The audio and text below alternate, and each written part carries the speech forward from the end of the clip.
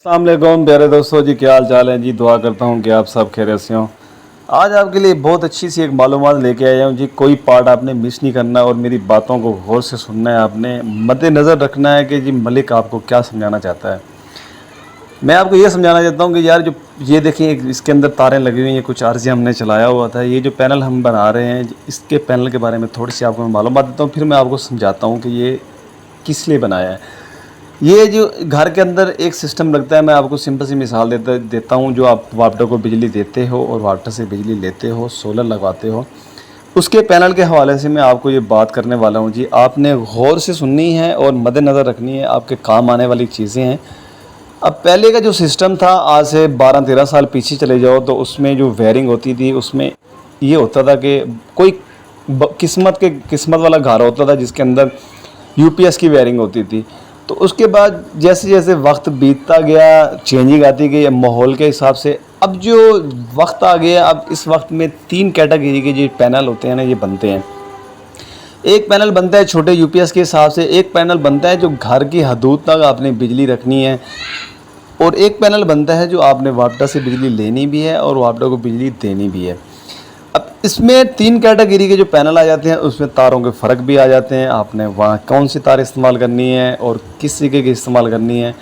जो आपने घर की हदूद तक रखना है सोलर, उसके लिए अगर आपके घर के अंदर एसी वगैरह ज़्यादा हैं तो उसके हिसाब से, यानी अगर 3 एसी हैं, 2 एसी है, तो 764 की तार आपको लाजमन डालनी पड़ेगी।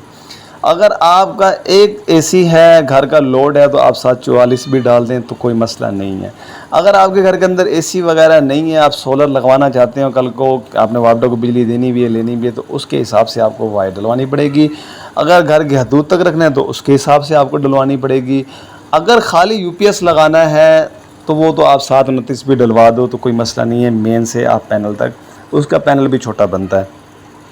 ये चीज़ें होती हैं मद्देनज़र रखने वाली। और एक चीज़ ये है कि आप ये भी सोचते होंगे कि यार मलिक जो है ना, काम के बारे में कम बताता है कि ये चीज़ मैंने फ़लाँ लगाई है, ये चीज़ फ़लाँ लगाई है। यार उसको आप देखकर भी समझ लोगे कि यार इसने इधर क्या किया है।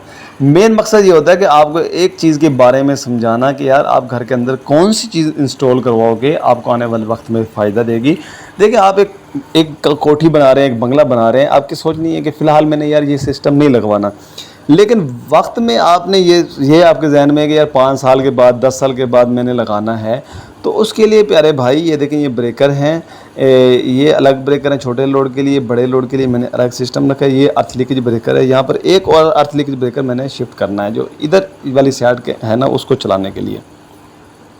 मैं कह ये रहा था कि अगर आपके एक माइंड में है कि यार 5 साल के बाद मैंने सोलर लगवाना है, जिस हिसाब का भी लगवाना है, तो मेरे प्यारे भाई, जो यूपीएस का जहाँ तक आपने मिसाल है, जिस जगह पे आपने इन्वर्टर लगवाना हो, उधर जो वायर जाती है वो एक और हिसाब से जाती है। बिल्कुल आप यूपीएस की वायरिंग कराओगे तो उसमें 3 तारें जाएंगी। अगर आपने घर की हदूद तक रखना है तो उसमें 4 तारें जाएंगी। और अगर आपने वापडा को बिजली देनी भी है, लेनी भी है, तो फिर जहाँ आपका इन्वर्टर लगेगा वहाँ तक आपकी 6 वायरें जाएंगी। वो कारीगर के ऊपर डिपेंड करता है कि वो किस हिसाब से आपकी जो ये तारों के जाल हैं वो किस तरीके से बिछाता है, कैसे बिछाता है।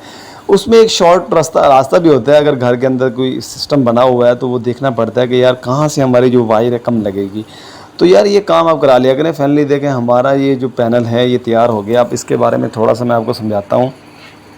ये 2 नीचे हमने अर्थ लीकेज ब्रेकर लगाए हैं यार, इसको तो आप लाजमी लगवाया करें। यहाँ पर ये जो ब्रेकर लगे हुए हैं, ये 2 तरीक़ों की हमने इसके अंदर चेंजिंग की है। एक छोटे लोड के लिए हमने सिस्टम बनाया है, एक बड़े लोड के लिए बनाया है। ये जो रखा है मैंने बैकअप का यूपीएस का होता है छोटे लोड का। कोई भी यूपीएस का जो ब्रेकर है वो नहीं रखते, लेकिन रखा करें, छोटा यूपीएस भी रखें। ये बड़ा इन्वर्टर भी लगाएं, उसके बैकअप के लिए आपका ये ब्रेकर लाजमी होना चाहिए। उसमें ये होता है कि क्योंकि यूपीएस के अंदर कोई ऐसा सिस्टम नहीं होता है ट्रिपिंग का। तार अगर मिल गई खुदा ना खास्ता न्यूट्रल फेस यूपीएस का, तो उसने सीधा डायरेक्टली यूपीएस को नुकसान देना है। तो उससे बेहतर है आपने ये ब्रेकर भी आपने लाजमी लगवाना है। और अर्थ लीकेज ब्रेकर का ये फ़ायदा होता है, अब इसका जो आपने वापडा को बिजली देनी है और लेनी है, ये जो पैनल हमारा बन रहा है ये वापडा को देने और लेने वाला बना रहे हैं। इसमें ये होगा कि यहाँ देखें 3 हमने एम्पेयर मीटर भी लगाए हैं।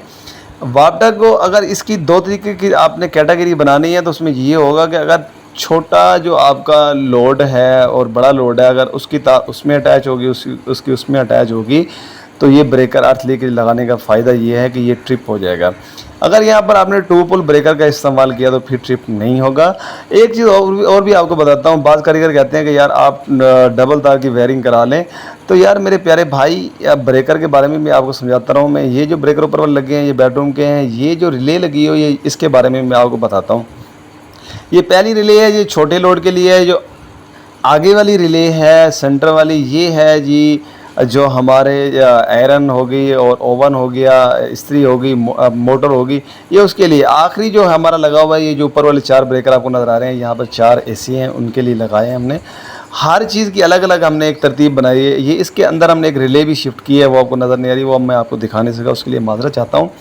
रिले का मकसद ये होगा कि जब अगर सिंगल फेज़ की आपने वायरिंग कराई, अगर सिंगल फेज़ की आप वायरिंग नहीं कराते, यूपीएस की मैं बात कर रहा हूँ, अगर डबल तार की वायरिंग कराओगे, कम से कम अगर आपके 5 बेडरूम भी हैं, पैनल से वहाँ तक अगर आपकी वायर लगनी भी है, कम से कम 2000 की, तो मैं कहता हूँ एक मामूली बात है यार। आज के दौर में 2000 तो एक मामूली बात बता रहा हूँ।